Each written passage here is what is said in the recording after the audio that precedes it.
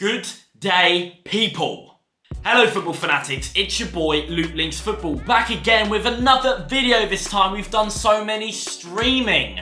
But now finally we're back to some Brighton videos, and I'm really excited to talk today to you Brighton fans. The Brighton transfer window for our club. What's been happening?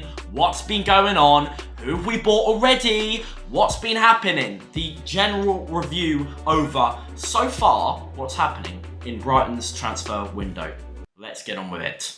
Okay, let's start with the first player, and he is from Paraguay. It is another South American player. He is just 18 years of age. He is born the same year as me, 2004. Such a young star, apparently, for the club named Libertad. Welcome to Brighton Hove Albion, Julio Cesar and Queso.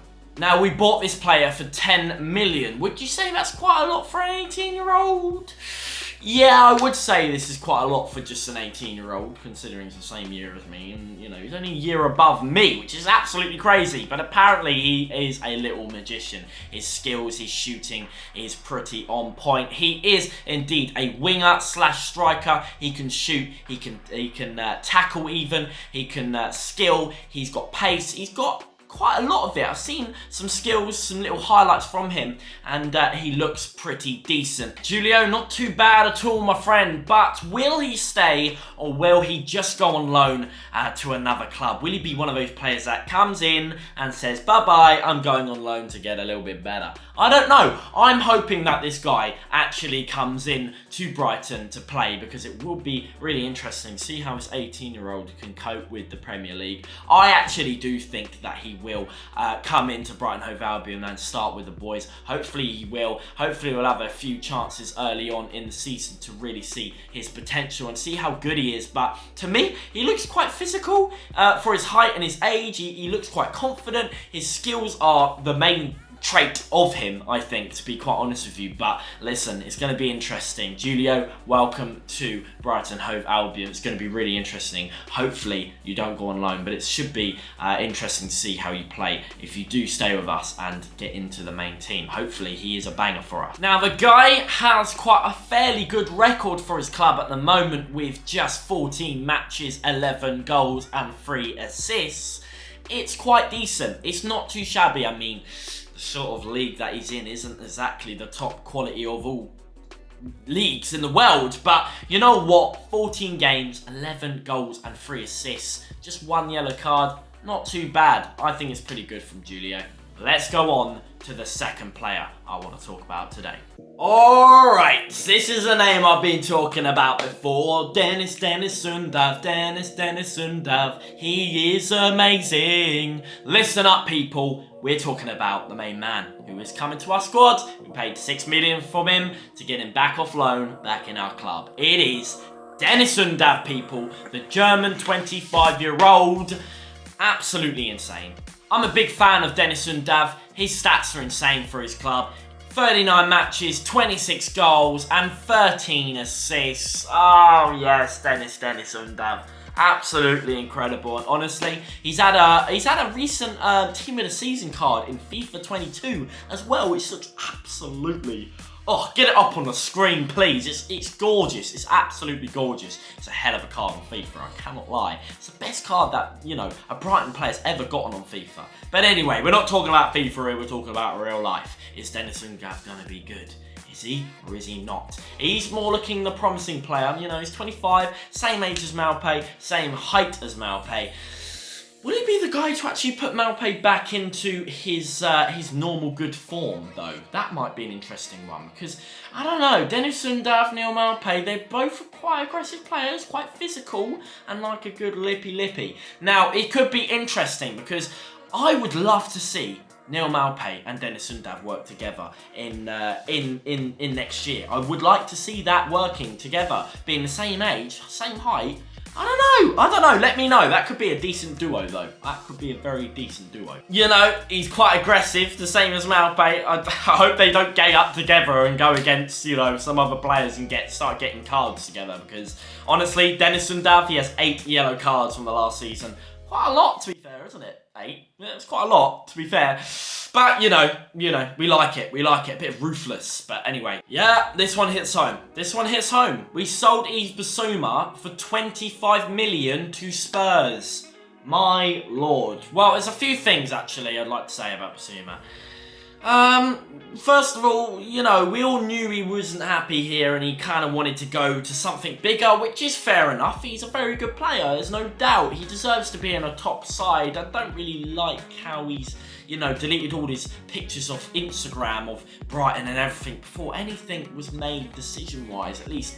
Even if there was a decision made and it wasn't publicly announced yet, why would you delete all of that early, you know? Why would you be that much of a... Anyways, without me going too much into that, listen, it's, you know what, fair enough, you know? We've got Moses Caicedo, who is absolutely fantastic in midfield role. I wasn't too upset about Basuma leaving, because I knew he didn't want to be here anymore. He wanted to do that step up, go to that bigger club and go into Champions League football and Europa football and all that kind of good stuff, and which is fair enough. But listen, you know, 25 mil. 25 mil.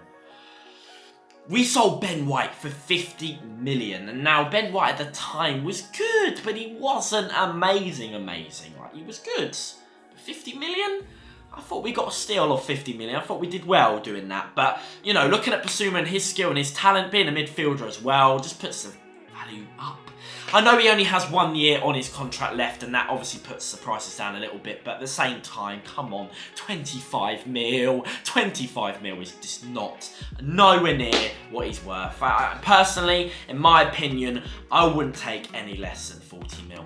I would have said the very highest, 55 million. 55 million, that's not asking for a lot, but the very minimum 40. So I'm saying in the 40s to 50s mil, I think roughly the same as Ben White, as you would like to say. And I think that's quite fair to say. Yeah, 25 mil, that's a steal. That is a steal. And you know what? Loads of people have been talking about it. Mark Goldbridge says it's the biggest deal of the summer, which, you know, it is, man. We've been robbed. 25 million. Tottenham fans, congratulations. That's all I'm going to say. You've got yourself a steal right there. This is why 25 mil is just not enough. We bought a 18-year-old for 10 million. We brought Dennis back for 6 million. That's already 6 million that we have to pay back. Now, if you're going to take 16 million from 25, we're hardly going to be left with a lot, are we? Now, if we sold Basuma with a decent amount of money, we could have, you know, got back that 16 mil from selling Basuma quite easily and still had some money to put back on the transfer budget. Now with 25 mil, it's taken half of that away.